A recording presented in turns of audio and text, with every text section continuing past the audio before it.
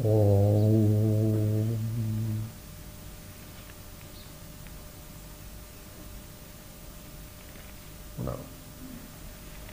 પદ્મ સાંભળ્યું? ચેતી જા, ચેતી જા. અને છેલ્લે એન્ડ થયો ચિત્ત પ્રભુમાં જોડી જાય. એ જ આજનો વિષય છે. પેલા 2-3 મિનિટ ચેતી જઈએ, પછી પ્રભુમાં ચિત્ત જોડવાનો ઉદ્યમ યથાશક્તિ કરીએ. સાચા હૃદયથી, સાચા આશયથી, સાચા ભાવથી કરીશું તો એમાં 2%, 5%, 10% એમ કરતા કરતા સફળતા મળે છે. પવિત્ર તન રખો, પવિત્ર મન રખો, પવિત્ર મન રખો. पवित्रता मनुष्यता की शान है,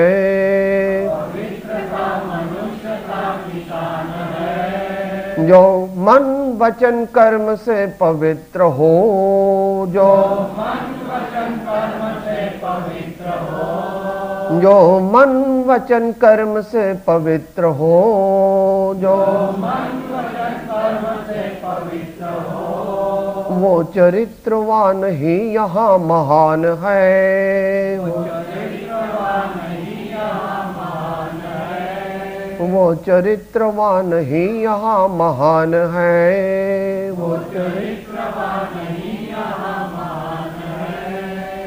पवित्र तन रखो, पवित्र मन रखो, पवित्र मन रखो, पवित्र मन रखो, पवित्र मन रखो.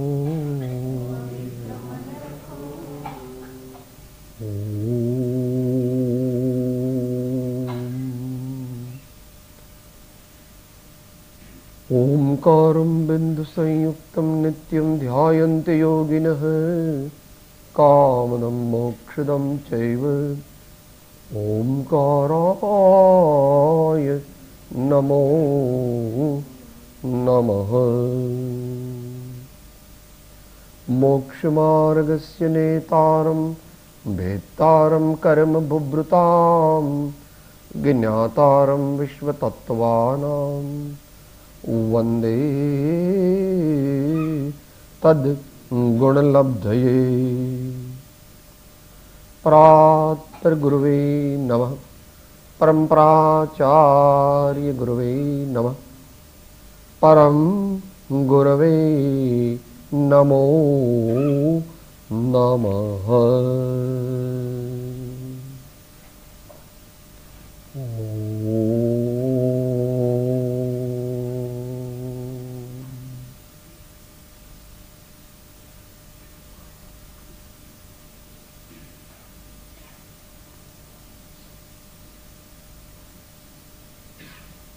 સ્વાધ્યાયમાં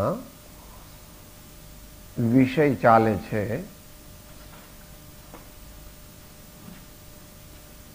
પ્રાયશ્ચિત્ત, આલોચના,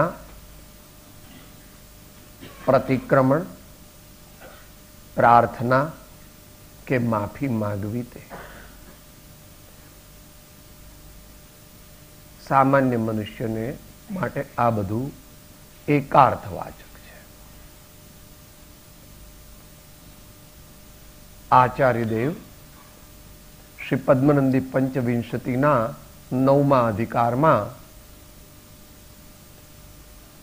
એને હું આલોચના કરું છું એટલે હું પ્રાયશ્ચિત્ત કરું છું, હું પ્રાર્થના કરું છું, હું મારા દોષોને વિસર્જન કરવા માટે પરમાત્માને શરણે જાઉં છું એમ આચાર્ય ભગવાન પોતે કરે છે. અને આપણને પણ કહે છે, હે ભવ્ય જીવો, તમારે પણ આનંદ જોઈતો હોય તો તમે પણ આવો રૂડો સમજણપૂર્વકનો પ્રયત્ન કરવા માટે સર્વ પ્રકારે પ્રયત્ન કરો.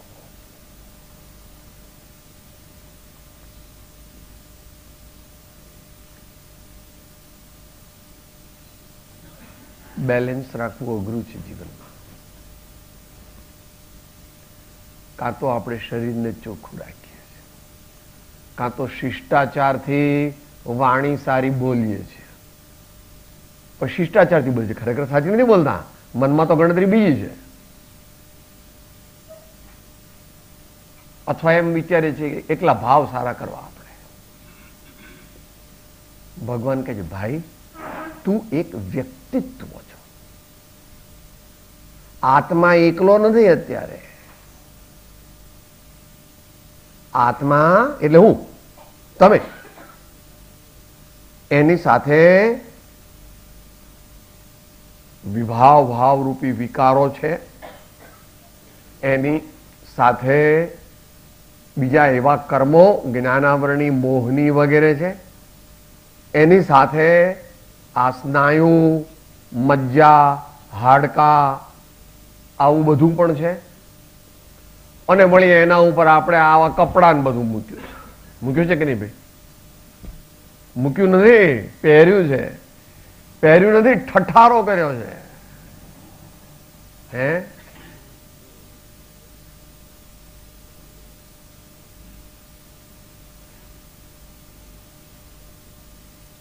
ભાવ સુધારવા હોય તો જીવન પણ સુધારવું જોઈએ, અને જીવન સુધારવું હોય તો ભાવ પણ સુધારવા જોઈએ. The totality of our personality must be improved to reach the eventual goal of self-purification. જેટલું સમજાય એટલું સમજ.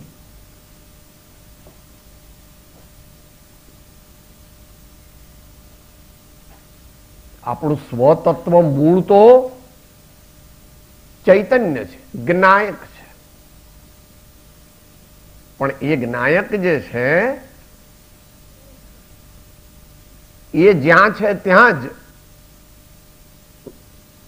મિથ્યાત્વ રૂપી ભાવ, અજ્ઞાન રૂપી ભાવ, અવિદ્યા રૂપી ભાવ આત્માની બહાર નથી રહેતા. દ્રવ્ય કર્મમાં રહે, આત્માનું અજ્ઞાન દ્રવ્ય કર્મમાં હોય, આત્માનું અજ્ઞાન વાણીમાં હોય, આત્માનું અજ્ઞાન શરીરમાં હોય, આત્માનું અજ્ઞાન આત્મામાં છે. પણ છતાં એ ક્ષણિક છે. અને જો આપણે સત્પુરુષાર્થ કરીએ તો તે ક્ષણિક ભાવોને સુધારવા માટે પ્રયત્ન કરી શકીએ છીએ. આચાર્ય ભગવાન આલોચના દ્વારા પોતાના ચિત્તને અને પોતાના ચારિત્રને સુધારવા માટે પ્રયત્ન કરે છે. એની બીજી કડી આજે છે. જૂની ચોપડીમાં આજે 48મું પાનું છે. 2 પાના વધારે સમજી લેવા. નવામાં 49 નવી પ્રતમાં ભગવાન પરમાત્માને સંબોધીને પ્રાર્થના કરે છે. શું કહે છે? કેવળ જ્ઞાનીએ કહ્યું ચારિત્ર મુક્તિ પમાડે જ તેવો, આ કળી કાળે મારા જેવાથી દુષ્કર ફળવું તેવો, પૂર્વ પુણ્યના પુંજથી પામ્યો ભક્તિ આ ભવમાં તારી, સંસાર સાગર તારક બનશે નાવ એ શ્રદ્ધા અમારી, સંસાર સાગર તારક બનશે નાવ એ શ્રદ્ધા અમારી. હે ગુરુરાજ, હે ગુરુરાજ. તો પ્રાસ મેળવવા માટે કહ્યું છે હે ગુરુરાજ. ભગવાનને પ્રાર્થના કરે છે. આચાર્ય કોને પ્રાર્થના કરે છે? ભગવાનને પ્રાર્થના કરે છે.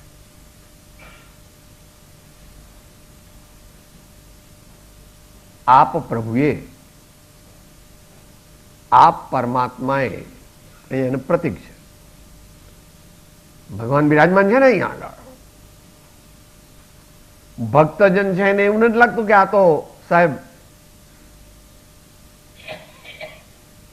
પિત્તળનું બાવલું છે, પંચધાતુનું બાવલું છે.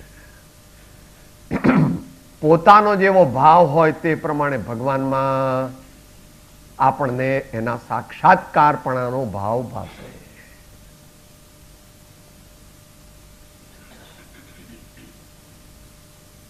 તો આપ પરમાત્માએ, આપ કેવળ જ્ઞાનીએ, આપ અનંત સમાધિના સ્વામીએ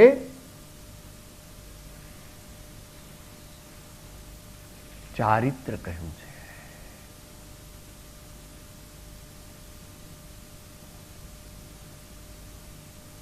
ચારિત્ર એટલે આચરણ. ચારિત્ર એટલે આચરણ. અહીં સદાચરણ, અને એમાં પણ પોતે આગળ કહે છે એટલે પોતાને લાગુ પાડે છે એટલે સકળ ચારિત્રની વાત છે. પોતાના ઉપર આગલી લીટીમાં લાગુ પાડે છે આચાર્યદેવ. આપે એવા પ્રકારનું ચારિત્ર કહ્યું છે. ક્યારે કહ્યું? પોતે તદ્રુપ થઈને પછી. વક્તાએ સામાન્ય રીતે વિચારવું કે હું જે કહું તે હું બરાબર જાણું છું. આપણી અપેક્ષા છે. અંદરમાં હું બોલું છું એવી મને શ્રદ્ધા છે, અને જેવું હું કહું છું તેવું આચરણ કરવાનો હું પ્રમાણિક પ્રયત્ન કરું છું.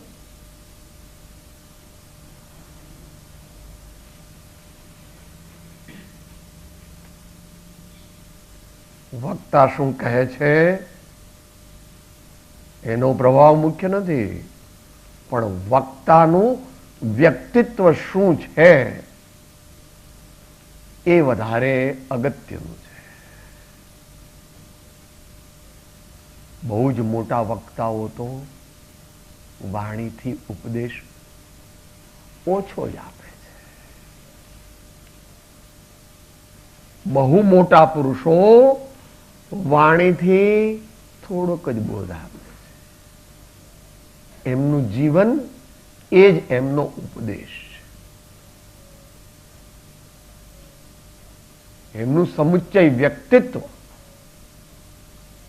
એ જ એમના ઉપદેશ રૂપે જગતના જીવોને જાણ કરે છે કે શું કરવા યોગ્ય છે, શું કરવા યોગ્ય નથી, અર્થાત જીવન કેવું જીવીએ તો શાંતિ અને આનંદનો અનુભવ થાય.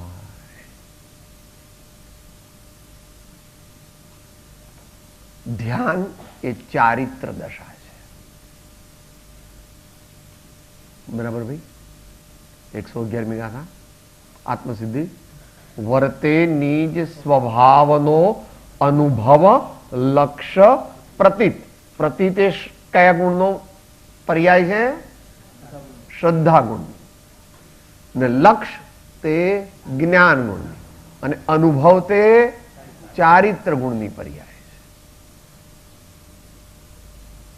એ ત્રણેયની એકતા આપણે કરવી પડશે. એકલી શ્રદ્ધા તેને ભગવાન અંધવિશ્વાસ કહે છે. એકલી શ્રદ્ધા કરે સમજણ વગર અને વ્યક્તિગત રાગથી, દ્રષ્ટિગત રાગથી, તો એને ભગવાન શું કહે છે? અંધશ્રદ્ધા. એકલું જ્ઞાન કે એકલો લક્ષ્ય કરે તો તેને ભગવાન શુષ્ક જ્ઞાન કહે છે, પોથી પાંડિત્ય કહે છે, શબ્દ જ્ઞાની કહે છે. અને સમજ્યા વગર શરીરની ક્રિયાને પોતાની માનીને સુધાર્યા કરે, એટલે સુધારવાનો પ્રયત્ન કરે, તો એને બાળ ચરિત્ર કીધું છે, બાળ વ્રત કીધા છે, બાળ તપ કીધું છે. ત્રણેયનો સમન્વય આપણા જીવનમાં સાધવો પડશે. અત્યારે સંજોગ થોડાક ભાઈશ્રીએ કીધું એ પ્રમાણે અનુકૂળ પણ છે અને એડવાન્સ સાધનાની અપેક્ષાએ જોઈએ તો પ્રતિકૂળ પણ છે. બંને છે એમ આચાર્ય કહે છે. ચારિત્ર છે તે મુક્તિ પમાડે છે.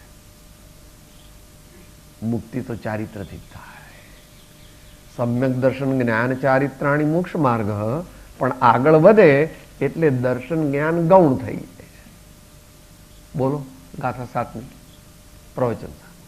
ચારિત્ર છે તે ધર્મ છે ને ધર્મ છે તે સામ્ય છે ને સામ્ય જીવનો મોહ ક્ષોભ વિહીન નિજ પરિણામ છે. બહુ મોટા પુરુષ છે. આત્માના અબજાધિપતિ, અબજપતિ નહીં, 2-5 અબજ હોય એના અબજપતિ કહેવાય. આ તો અબજાધિપતિ છે.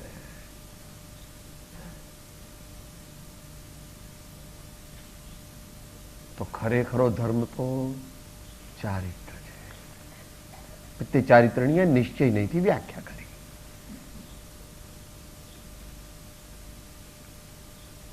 નિશ્ચય નહીં આવે તે વ્યવહારની સાપેક્ષ સમજવું, અને વ્યવહાર નહીં આવે તે નિશ્ચય નહીંની સાપેક્ષ સમજવું. એકલો હોય તો જૂઠો, એકલો હોય નિરપેક્ષ તો જૂઠો, અને બીજાની અપેક્ષાનો સ્વીકાર કરે તો સાચો, એમ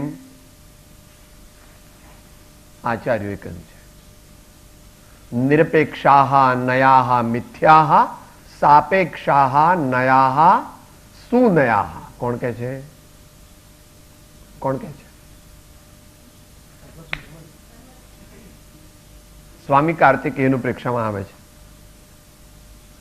અન્યત્ર પણ ન્યાયના શાસ્ત્રોમાં પણ આવે છે. એટલે બેને સાથે લીધા છે એમ કૃપાળુદેવ આત્મસિદ્ધિમાં કહે છે. નય નિશ્ચય એકાંત થી આમાં નથી કહેલ, એકાંતે વ્યવહાર બંને સાથ રહે. અને એનું પ્રયોગ કેવી રીતે કરવું એ પણ ત્યાં કીધું. નિશ્ચય વાણી સાંભળી સાધન ત્યજવાનો, નિશ્ચય રાખી લક્ષ્યમાં સાધન કરવા સોય, નિશ્ચય રાખી લક્ષ્યમાં સાધન કરવા સોય. હવે આચાર્ય પોતાની ડિફિકલ્ટી રજૂ કરે છે. કેવું ચારિત્ર ભગવાને કહ્યું છે? મુક્તિ પામાડે તેવું. મુક્તિ જે છે એ ઇન્સ્ટોલમેન્ટમાં થાય છે. મુક્તિ ઇન્સ્ટોલમેન્ટમાં થાય. આજકાલની વિશે આપણે એમ ન પડાય હો. બધા આજકાલ તો પેલા લોન આપે ને કે સાહેબ હું તો ગાડી છે ને તો લોન પર જ લાવું છું, ફ્રીજ પણ લોન પર. એટલે તારી જિંદગી જ લોન પર છે. આપણે એવું ના કરાય. કૃપાળુ શું કહે છે? જ્ઞાની શું કહે છે? કર જ, કર જ અને કર જ એમ કીધું. બે રીતે આપણે દેવું કરીને બધી વસ્તુઓ વસાવવાની ઇન જનરલ નહીં. ઇન જનરલ દેવું વસાવીને બધી સગવડો લાવવી, કારણ કે એનાથી અવશ્ય ચિંતાઓ થયા કરે. પૌર્વાત્ય સંસ્કૃતિ ને પાશ્ચાત્ય સંસ્કૃતિ બે એ પ્રમાણે. ખૂબ તૃષ્ણા વધારો અને ખૂબ તૃષ્ણા પૂરી કરો તો સુખી થશો. ને ભગવાન ઋષભદેવ ભગવાન, બધા તીર્થંકર ભગવાન, મહાવીર ભગવાન, બુદ્ધ ભગવાન અને મહાન ઋષિ મુનિઓ, રામ ભગવાન બધા કહે છે કે તૃષ્ણા ઓછી કરો જરૂરિયાત ઓછી રાખો, ખર્ચ થોડો ઓછો કરો તો સમય મળશે અને સાધના થઈ શકશે. ચારિત્રની વાત છે ને. આ જમાનામાં શું કરવું? દુનિયાથી ઊંધું ચાલવું પડે. મોક્ષ માર્ગ આમ છે, સંસાર માર્ગ આમ છે. મુક્તિ ઇન્સ્ટોલમેન્ટમાં થાય. પહેલી મુક્તિ ચોથા ગુણ સ્થાને થાય. ભગવાન એનું બહુ વિસ્તૃત વર્ણન કર્યું છે. અહીંયા તો ઘણા અભ્યાસી છે એટલે કહેવામાં વાંધો નથી. જ્યારે મોહ ગ્રંથિનો ભેદ થાય, આત્મજ્ઞાન થાય, ત્યારે મુક્તિનો પ્રારંભ થાય છે ને ગેરંટી મળે છે. પછી આગળ જાય ત્યારે એકદેશ સંયમ અને પછી મુનિ સકળ સંયમ, ત્યારે મુક્તિની તદ્દન નજીક છે. કે સાહેબ એટલે શું? એટલે એમ કે તું મુંબઈ ગુજરાત મેલમાં બેઠો તો પણ તારો ફ્લેટ મરીન લાઈન છે, તારો દીકરો તને તેડવા માટે ક્યાં આવવાનો છે? Central Bombay, Bombay central. તો બોરીવલી આવે એટલે કે મુંબઈ આવી ઉતરી જાવ. બધા ઉતરે, તું ઉતરે ખરો? સાહેબ રમેશ તો આવવાનો છે સેન્ટ્રલ બોમ્બે, તમે બધા ઉતરો. મુંબઈ આવ્યું બરાબર છે. તો મુનિરાજ જે છે એમને તો દાદરે આવી ગયું. એમને તો દાદર આવી ગયું. હવે તો કઈ બધું થાય ને તો ચાલતા જતા રહે. તમારે આપણી માફક ટેક્સી જરૂર ન પડે. દાદરથી હવે બોમ્બે સેન્ટ્રલ જવું એમાં શું, એટલા બધા નજીક છે. એટલે એમને ઘણી વાર ભગવાન કહેવામાં આવે કે સાહેબ એ તો તમારા જેવા ભાવુક છો ને ભગતડા, એટલે તમે કહો છો ભગવાન. ભાઈ આ દેહધારી તો અલ્પજ્ઞ છે, પણ જે આચાર્ય આ લખ્યું છે એમાં વચ્ચે કઈ ડોટ ડોટ કે લાઈન કરી નથી. ભાઈ કરીએ કે નમો અર્યંતાણમ નમો સિદ્ધાણમ બરાબર છે, પણ પાછળનું છે બધું એ તો એ બરાબર નથી. નમો આર્યાણમ નો નો નમો ઉજાણ નહીં, નમો લોહી સમજો નહીં. એવો ક્યાંય વચ્ચે લાઈન કઈ કરી? પંચ પરમ પદ પરમ પૂજ્ય છે. અને પછી જ્યારે ઘણી શક્તિ વધે ત્યારે પૂર્ણ પદને પ્રાપ્ત કરે. મુક્તિ પમાડે જ તેવું આ કળી કાળે મારા જેવાથી દુષ્કર પડવું.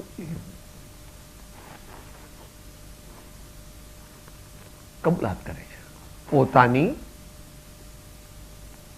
અલ્પ શક્તિની પણ કબૂલાત કરે છે અને દેશકાળનો પણ સ્વીકાર કરે છે.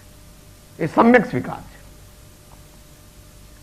છે. કે એટલે હવે આવું બધું જાણતા હતા તો શા માટે દીક્ષા લીધી?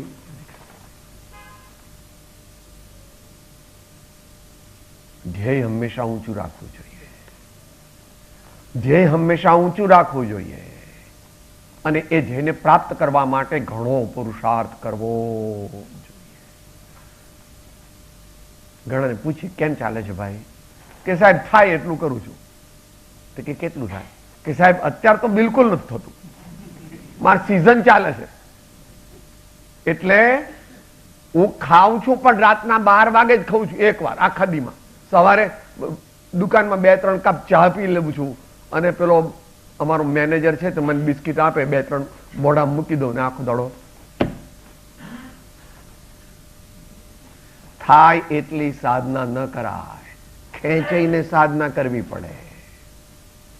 જોર કરીને જીતવું ખરા ખરીનો ખેલ. જોર કરીને જીતવું ખરા ખરીનો ખેલ. જો ભગવાનના વચનમાં શ્રદ્ધા રાખીએ તો આચાર્ય બંનેનો સ્વીકાર કરે કે સંપૂર્ણ ધર્મ કરવાની અનુકૂળ આ દેશકાળ નથી. અને પછી પોતાની લઘુતા દર્શાવે છે. ખરેખર તો મહાન છે. આ શાસ્ત્રનું ઉપનામ કૃપાળુદેવ શું આપ્યું છે?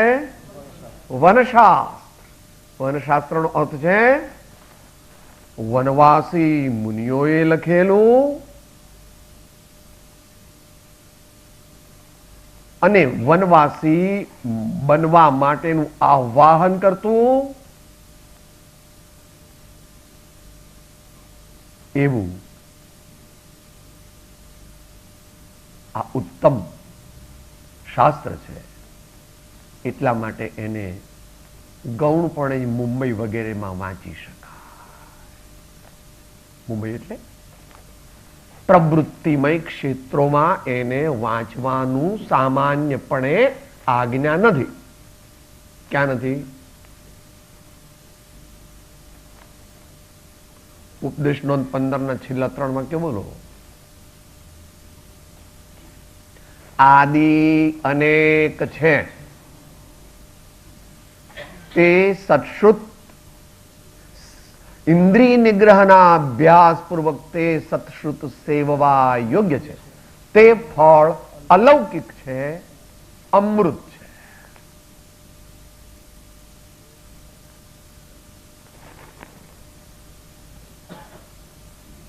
મારા જેવાથી દુષ્કર પડવું એવું.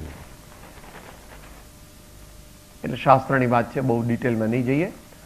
નિરતિચારપણે ઉચ્ચ ચારિત્રને પાળવાની વર્તમાનમાં સામર્થ્ય નથી.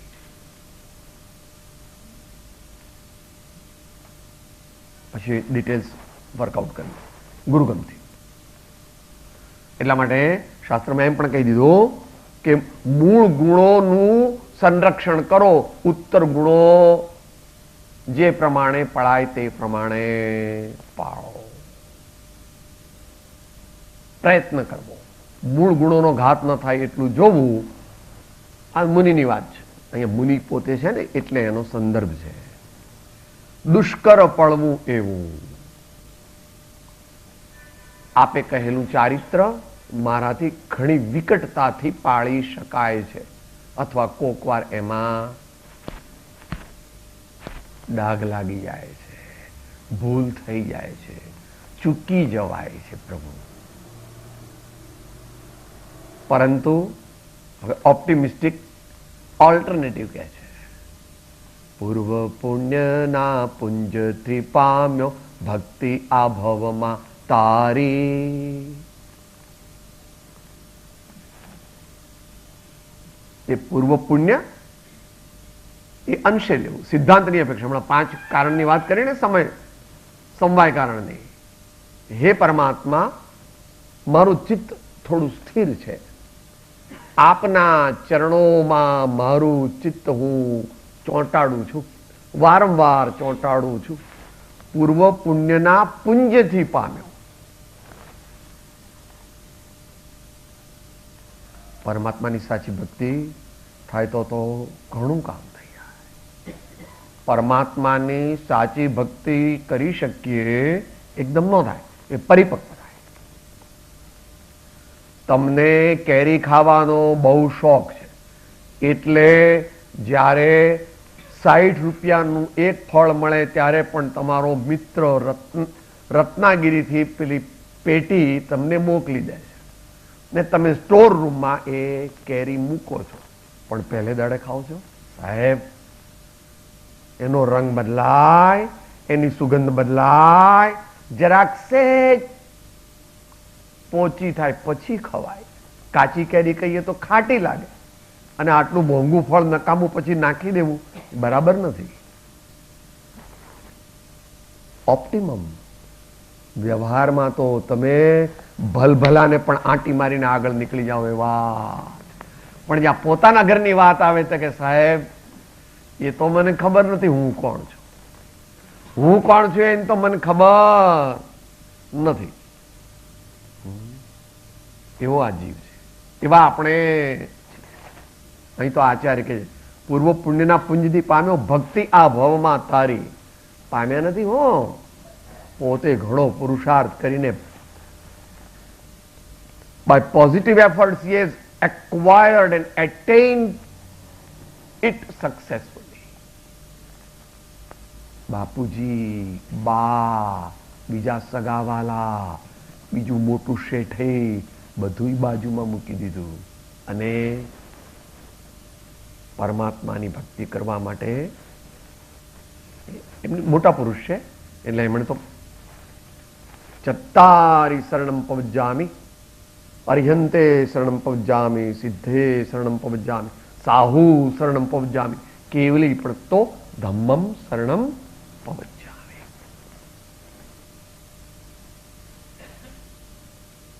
પામ્યો એટલે બીજા બધા રાગ તોડીને તારી સાથે મેં એક સુરતા લગાવી. હે પરમાત્મા, દુનિયાના પદાર્થો સાથેની મારી સુરતા, મારી એકતા, મારી આસક્તિ, મારું એકત્વ, એ બધાને તોડ્યા, અન્યત્વ ભાવમાં સિદ્ધ કરી નાખી.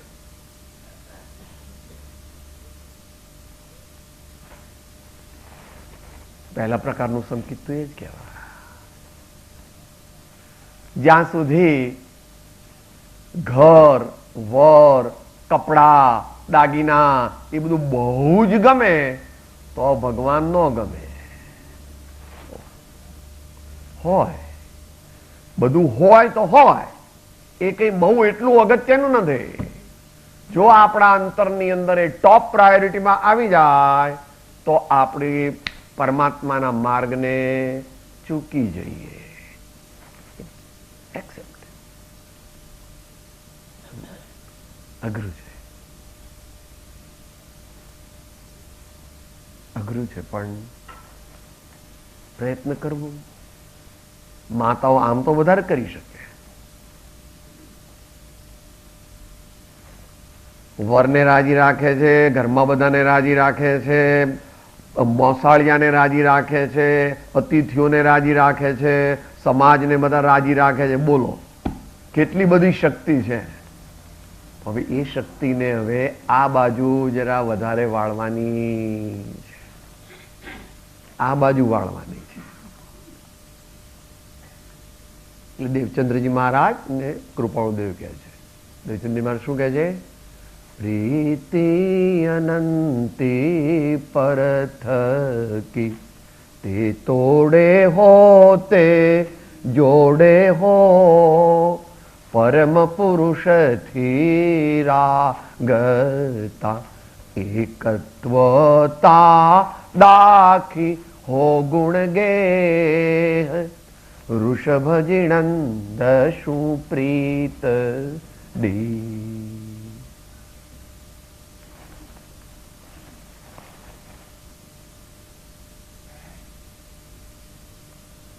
બાકી તો 15મો પાઠ બોલીએ છીએ, બધાને મોઢે છે ને નિત્યક્રમમાં પણ છે. એનું ફળ એક એક લીટીમાં બોલીએ કે સાહેબ આપણે ભગવાનની ભક્તિ સમજણપૂર્વક કરીએ તો શું થાય? કે ભગવાનનો ધર્મ રોકડો છે મુખ્ય, અને ક્રેડિટ પણ છે, બંને છે. Down payment 50% and installment payment પછીથી.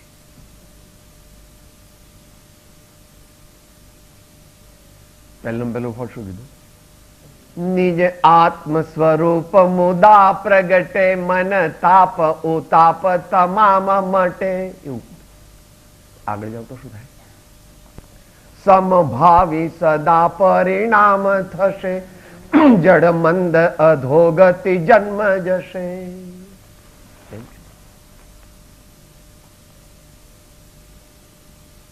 આગળ શું?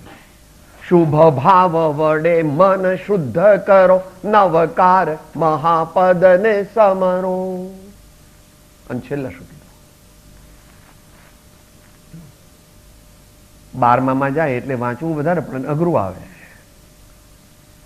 પીએચડીમાં તમારો બાબો હોય કે સીએમાં હોય તો સાહેબ ખાતોય નથી. હું જઉં થાળી પર 2 કલાક પછી પાછી લઈ આવું.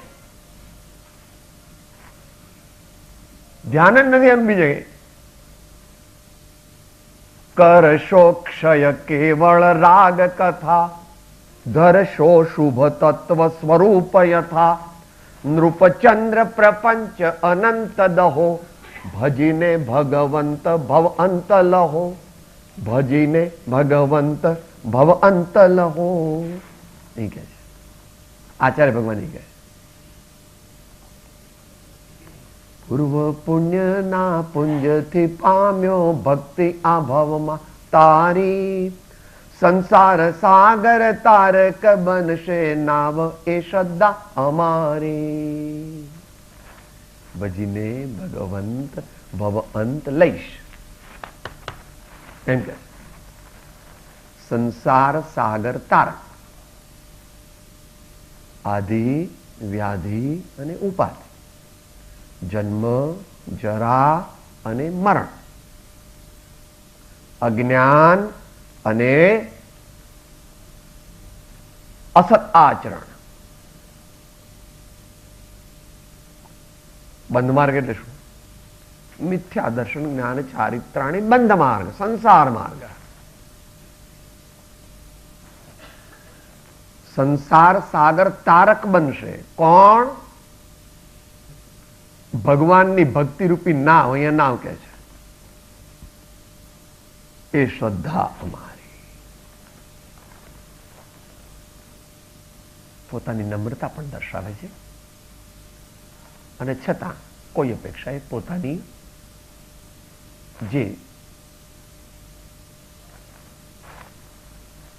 ઉત્તમ વીર્યની ન્યૂનતા તે પણ કબૂલ કરે છે. ઉત્તમ વીર્ય બળ એની ન્યૂનતા એ પણ બતાવે છે. પણ શ્રદ્ધામાં કઈ ગડબડ નથી. શ્રદ્ધામાં ગડબડ કે પ્રભુ તમારી સાચી ભક્તિ કરું તો કદાચ મારું કલ્યાણ થાય ને કદાચ મારું કલ્યાણ ન પણ થાય. એવું નથી, એવું નથી. જેટલું જેટલું સમજીને ભાવપૂર્વક કરે તો અવશ્ય તેનું ફળ ઉત્તમ થાય. કાલે આજ બપોરે એનું વિચારણા કરવાના છો અને કાલે એની ઓરલ ટેસ્ટ જે કહો તે એ બધું તો આપણે આપણું પાકું કરવા માટે કરીએ. કારણ કે અહીંથી તો નીકળી જવું પડશે. આ શરીર કેટલો વખત ભાડાનું? 30, 40, 50, 60, 70. પછી તો જઈએ ત્યારે આ બધું અહીં મૂકી જવાનું, પણ ધર્મ સંસ્કાર સાથે લઈ જવાના. ધર્મ સંસ્કાર સાથે લઈ જ જવા છે એવો સંકલ્પ કરવો અને લઈ જઈ શકીએ. આપણે આપણા સંસ્કાર સાથે લઈ જઈ શકીએ. પ્રયત્ન જોઈએ, જાગૃતિ જોઈએ, માહોલ જોઈએ, આયોજન જોઈએ અને સતત એનો અભ્યાસ પણ જોઈએ. તો બીજું બધું છૂટી જશે. મેં કરેલો ભાવપૂર્વકનો, અંતરના ભાવપૂર્વકનો ધર્મ તે મારી સાથે જ આવશે. જેટલો આત્માને નિર્મળ કર્યો, જેટલો આત્માને સુસંસ્કારોથી સજ્જિત કર્યો, તેવો આખો આત્મા મારો હું જવાનો છું. આખો આત્મા. એકલું દ્રવ્ય જવાનું? એકલા ગુણો જવાના કે પર્યાય જવાની? સંસ્કારિત કર્યું છે. પર્યાય દ્વારા દ્રવ્યની અંદર બધું એકઠું કરે છે. પર્યાય દ્વારા દ્રવ્યમાં શુદ્ધિ નાખે છે અને દ્રવ્યના લક્ષ દ્વારા પર્યાયની શુદ્ધિ કરે છે. તો અમૂલ્ય. ભગવાન સર્વજ્ઞ દેવ. તમારે કેવું છે વ્યવહારમાં? કેવું છે સાહેબ? મારે કે તમારે જેવું ન હોય કે હું કમાઉં તો ખાઉં. મહિને 50-60 હજાર નેટ પ્રોફિટ ફેક્ટરીમાંથી આવે છે, પણ હું કે એના પર ડિપેન્ડન્ટ નથી. ધારો ફેક્ટરી બંધ થઈ ગઈ તો હું કે તમારી માફક ભૂખે ન મરું. મારે તો બેઠી આવક એવી હોય કે હું તમારે જેવું કઈ માગવા જવું પડે. દુનિયામાં તો હોશિયાર છે એ હોશિયારી પુણ્યની પોતાની માને છે. એ તારી નથી, નિશ્ચય નહીં.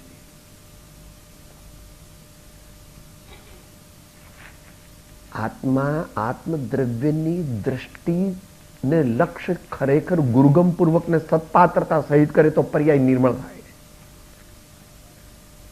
અને પર્યાયને નિર્મળ કરે એટલે એવો સંકલ્પ કરે છે. હું ક્રોધ કરીશ નહીં, ક્ષમારૂપ રહીશ. હું અભિમાન કરીશ નહીં, વિનય સ્વરૂપ રહીશ. તે શેમાં છે પુરુષાર્થ? પર્યાયમાં છે. વર્તમાનમાં જે ક્રોધ થાય છે તે પર્યાયમાં થાય છે કે નહીં? જ્યારે ભેદ અપેક્ષાએ વાત કરીએ ત્યારે. માટે બંને પ્રકારનો પ્રયત્ન કરવો. પર્યાયને નિર્મળ કરવા માટે સંકલ્પ કરવો, એને વ્યવહાર ચારિત્ર કહે છે. ગમે તેવું સારું ખાવાનું મળે, ગમે તેવા સારા કપડાં મળે, ગમે તેવા દીકરા પગ દાબે, ગમે તેટલો બધો ફાયદો થઈ જાય, તો પણ અંતરમાં જાગૃતિ રાખીશ કે આ બધું સોસો, આ બધું સોસો. સહનશીલતા કેળવવી જોઈએ. માન અપમાન, ભૂખ તરસ, ઠંડી ગરમી પોતાની શક્તિ પ્રમાણે. શક્તિ તઃ ત્યાગ, શક્તિ તઃ તપ. આચાર્ય કે મારી શ્રદ્ધામાં ક્યાંય ગડબડ નથી, સાથે લઈ જવાનું છે કે આપણે મરી જઈએ પછી આપણે બધું કરેલું ન કામ જાય. લો, આપણે આટલી બધી મહેનત કરીએ પછી આપણે મરી જઈએ પછી શું? ऐसा नहीं है, ऐसा बिल्कुल नहीं है. જવાબ શ્રીમદ ભગવદ્ ગીતામાં આપેલ છે. અર્જુનને બે જગ્યાએ એવું પૂછ્યું હતું કે પ્રભુ આપ તો યોગીશ્વર છો, એટલે તમે આ બધું કહો છો મને, પણ હું તો ધારો કે 2-4 મહિનામાં ગુજરી જવું તો શું થયું? લો, બધું ગયું. ના, બોલો ભાઈ, કોણ છે અભ્યાસી? સ્વલ્પમપ્યસ્ય ધર્મસ્ય ત્રાયતે મહતો ભયા. એક એ રીતે લીધું, સ્વલ્પમપ્યસ્ય ધર્મસ્ય ત્રાયતે મહતો ભયા. અને બીજી જગ્યાએ શું કીધું? નહીં સુકૃત નહીં કલ્યાણકૃત કશ્ચિત દુર્ગતિમ તાત ગચ્છતિ. નહીં કલ્યાણકૃત કશ્ચિત દુર્ગતિમ તાત ગચ્છતિ. માટે આપણે જે ધર્મ કરીએ છીએ ભાવપૂર્વક, સમજણપૂર્વક, અંતરના ઊંડાણથી કરીશું તો આ જે સુસંસ્કારો છે તે હાજર થશે અને આગળની સાધનામાં આપણને મદદ કરશે અને જલ્દી જલ્દી આપણે મોક્ષપતિ ગમન કરી શકીશું. એવો અંતરમાં નિર્ણય કરીને, એવી ભગવાનના વચનની શ્રદ્ધા કરીને આપણે પૂર્ણ શક્તિથી ધર્મમાં લાગીએ. એના અભ્યાસરૂપ આવી શિબિરો હોય. It's a small training period of intensive sadhana. It's a short training period of intensive sadhana which must be repeated again and again. પછી આગળ વધીએ ત્યારે તો મહાપુરુષ થઈ જાય ત્યારે તો એને 12 મહિના શિબિર જ છે. 12 મહિના એને તો શિબિર જ છે. આવો પ્રયત્ન, આવો લક્ષ્ય, આવું ધ્યેય, આવો આદર્શ આપણે રાખીએ અને એને અનુરૂપ આપણું જીવન બનાવીએ.